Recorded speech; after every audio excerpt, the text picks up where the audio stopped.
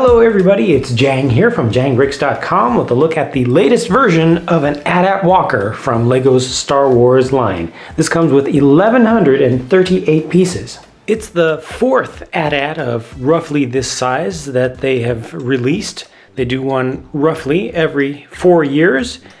And because it's the fourth, I really feel sorry for it. Because the nostalgia factor is so very strong in the LEGO community. That means there are 4 different models that other people will like better than this one, regardless of how good this one comes out, because everybody likes the first one that they're interested in the most forever, with apparently rare exceptions out there. So this really has its work cut out for it, and I know that there's going to be a lot of hate for it. I haven't checked in the communities just yet, but it's always the way it works out.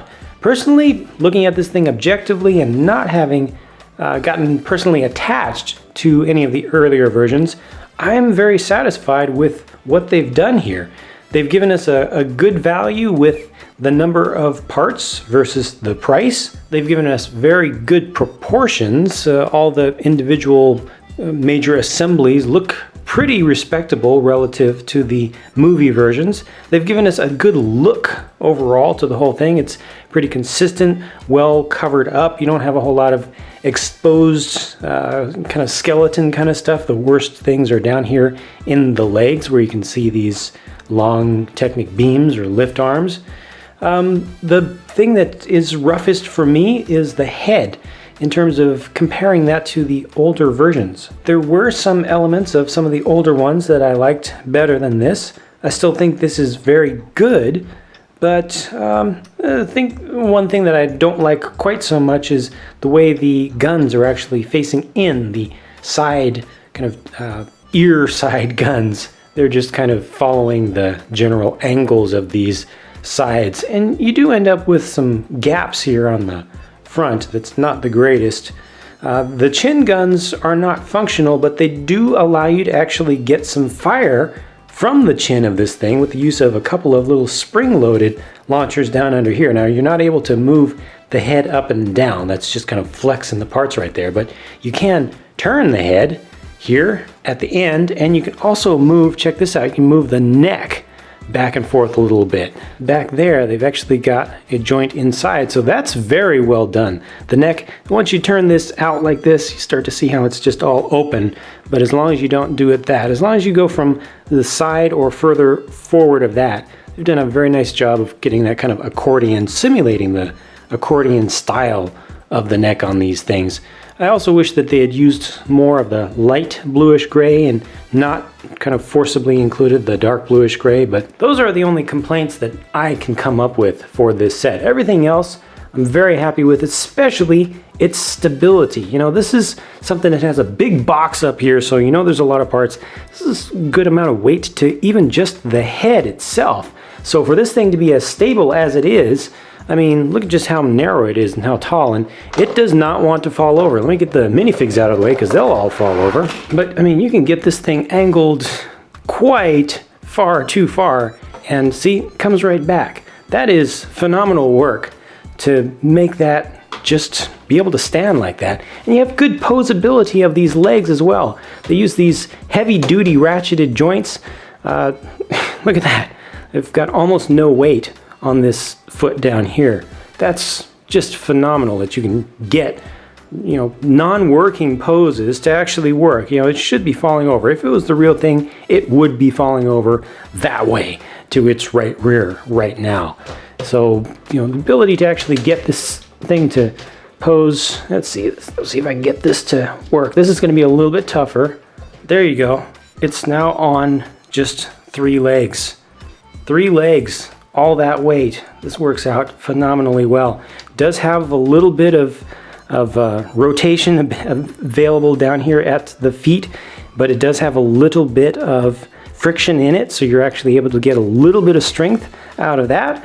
And they've got a nice little cantilevering action going down, kind of down here with these ankle tendon pieces, little struts right here are able to move a little bit, adds a little extra stability to it. And you know, with all the walker toys, especially something as iconic as the AT-AT, the most important thing is being able to get it into some walking poses because that's really what it's all about. It's always been what it's all about. The earliest AT-AT Walker toy commercials showed you walking over styrofoam cups and crushing them. So it's all about the walking actions and the posing, and they've done that really well here. They don't have the central joint that goes up and down, that pivots like the real ones the real ones did in the movie. So you don't get the ability to really move the shoulders up and down. These are fixed joints right here. You can rotate them, right? But you're not able to move them up and down relative to each other.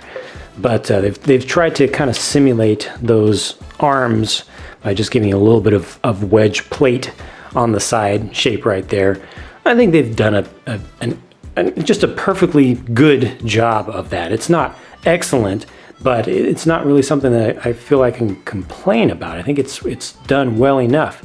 This one does not have any winching action, doesn't have anything for, you know, something from the Rebels side to attack this, so it's really intended to be just an AT-AT set. They do have an opening bottom, so you can hook it up with a set and kind of simulate Luke going into one of these things to you know, rappelling up and then throwing in a grenade. That's just a simple little latch mechanism on the back, which is easy just to lock it up.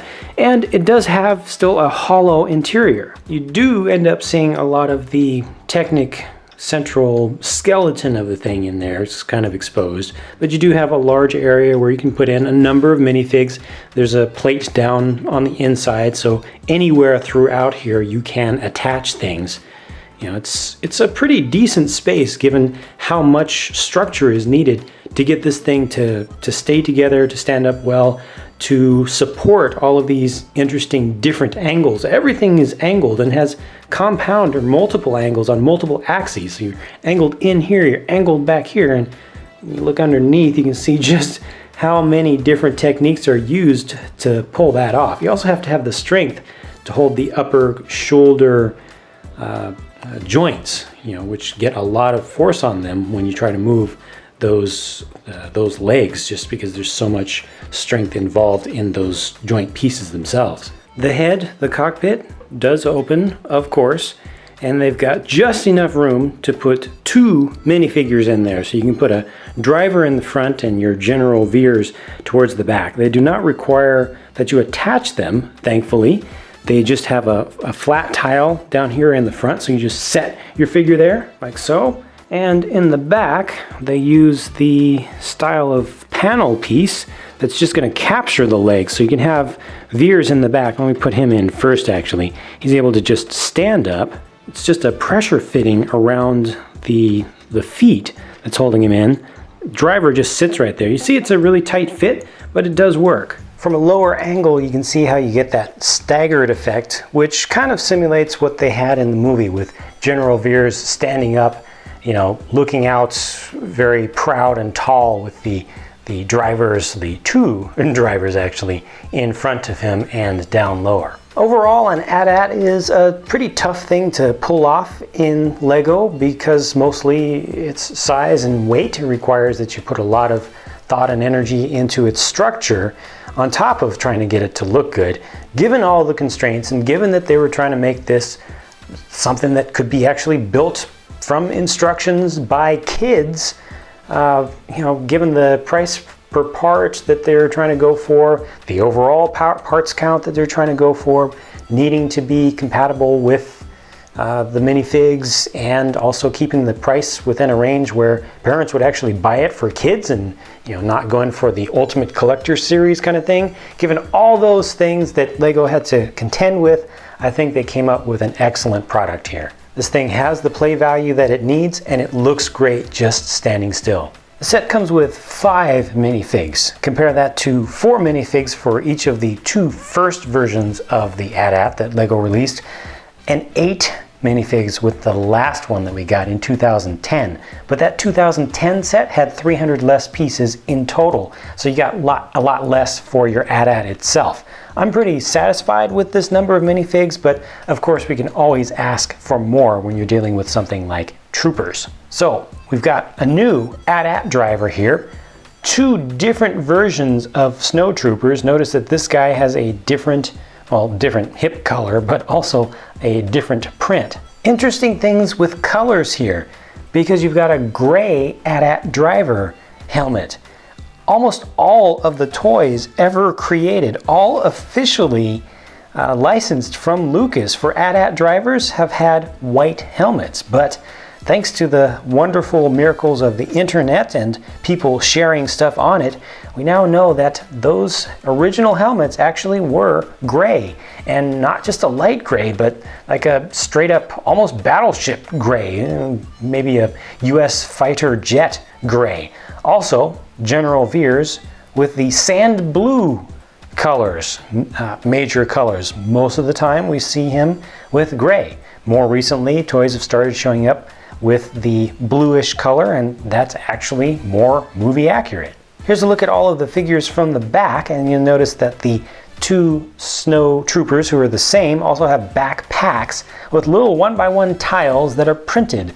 Yes, those are prints, new exclusive, well, new to these guys for this set. Nice looking, pretty well done. I appreciate just how fine those details are in there. That's very impressive.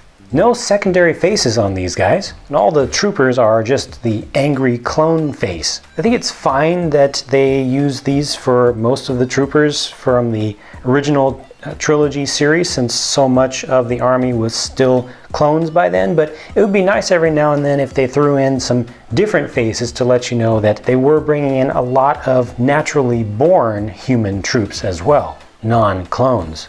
So that's it for my look at the 2014 LEGO Star Wars AT-AT Walker. My subjective opinions have kind of been embedded into the review. I did this review a little bit differently from the norm because the subject matter, the AT-AT Walker itself, is so very well known. They've done this a number of times before, even within just LEGO itself, in similar scale even. And most of the information, the objective information about the model itself, can be gleaned from pictures of the box art, which you can find anywhere online. So I didn't want to just go through doing a whole video telling you what you can see in pictures. I try to add a little bit of extra value to my reviews. I hope that worked out and this was a useful thing for you, and I hope that you will leave a comment either way if you liked it or you didn't like it. Your feedback is always appreciated as long as it's given in a respectful manner. Now it's time for me to build some more stuff so I can bring you even more videos, so stay tuned because a lot more is on the way.